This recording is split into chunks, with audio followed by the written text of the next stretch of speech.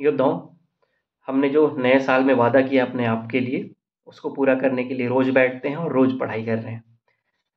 आज हम लोग छत्तीसगढ़ के क्विक रीजन में छत्तीसगढ़ की ज्योग्राफी के अक्षांशीय और देशांतरी विस्तार, लॉन्गिट्यूड और लैटिट्यूड के बारे में थोड़ा सा पढ़ते हैं, रिवीजन करते हैं। तो भारत छत्तीसगढ़ का अक्षांशीय विस्तार जो लैटिट्यूड है वो 17 डिग्री 46 मिनट से 24 डिग्री 5 मिनट उत्तरी अक्षांश है, और इसमें 23.5 डिग्री का जो कर्क रेखा है वो छत्तीसगढ़ के 4 जिलों से होके गुजरता है। कौन कौन सा है? मनेन्द्रगढ़, चिरमिरी, भरतपुर, एमसीबी, कोरिया, सूरजपुर और बलरामपुर, 4 जिलों से होके गुजरेगा कर्क रेखा छत्तीसगढ़ से। जस्ट दुगना मतलब 8 राज्यों से गुजरेगा भारत के भारत देश में ये 8 राज्यों से गुजरता है। कौन कौन सा है? गुजरात, राजस्थान, मध्य प्रदेश, छत्तीसगढ़ और झारखंड और पश्चिम बंगाल, त्रिपुरा और मिजोरम, ये 8 राज्यों से गुजरता है।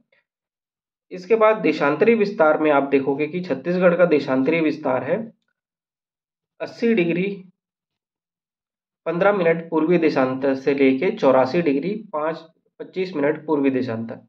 80 डिग्री 15 मिनट से 84 डिग्री 25 मिनट पूर्वी देशांतर तक है।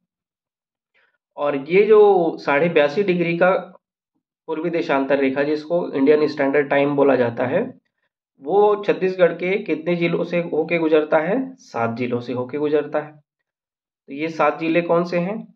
सूरजपुर, कोरिया, कोरबा, जांजगीर चांपा, बलौदाबाजार, महासमुंद और गरियाबंद, ये 7 जिले हैं। और यही IST भारत के 5 राज्यों से होके गुजरता है। कौन कौन से हैं? उत्तर प्रदेश, मध्य प्रदेश, छत्तीसगढ़, उड़ीसा और आंध्र प्रदेश, ये 5 राज्य हैं IST से रिलेटेड। और दोनों जो IST और आपके कर्क रेखा हैं एक दूसरे को कहाँ पे काट रहे हैं? कोरिया में काट रहे हैं। तो ये कोरिया भी आपको पता होना चाहिए। और क्षेत्रफल के आधार पर भारत की जो छत्तीसगढ़ की स्थिति है वो 9वां है। तो पूरे 9 राज्यों की रैंकिंग भी आपको अगर पता है तो बहुत अच्छी बात है। सबसे बड़ा राज्य कौन सा है? राजस्थान, उसके बाद है मध्य प्रदेश, उसके बाद है महाराष्ट्र, उसके बाद है उत्तर प्रदेश, उसके बाद है गुजरात, और उसके बाद है कर्नाटक, और उसके बाद है आंध्र प्रदेश, फिर उड़ीसा, फिर छत्तीसगढ़। तो ये हमारे रैंकिंग के हिसाब से माने गए हैं। उसके बाद आपके हरिराम पटेल सर की बुक में समुद्र तल से ऊंचाई की कुछ डाटा दिए हुए हैं। आप ये सब रटते मत बैठना। अगर कोई वहाँ पे, मेरे को नहीं लगता कि ये इस क्वेश्चन के आंसर वहाँ पे कोई भी दे सकता है। तो ये क्वेश्चन किसी से नहीं बनेगा, और ऐसे क्वेश्चन बेतुके होते हैं और इनको इज्जत किया जाता है छोड़ के।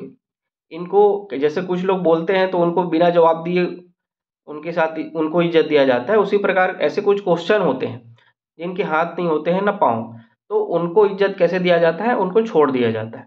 तो ये सब मत बैठ जाना आप रटते कि कितने समुद्र तल से किस जिले की कितनी ऊंचाई है, अगर आपके बुक में लिखा हुआ है तो ये मत कर लेना।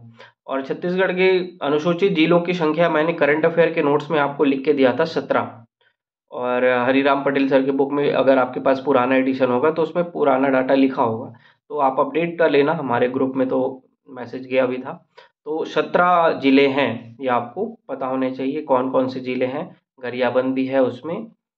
ये आपकी प्रैक्टिस अच्छी होनी चाहिए। बाकी चीज़ें आप रेगुलर पढ़ेंगे और बहुत पढ़ेंगे। एक भी सेकंड बर्बाद नहीं करना है, बहुत मेहनत करेंगे। 1 महीना मोटा मोटी हमारे पास है। 1 महीना बहुत होता है हमारे पढ़ाई के लिए।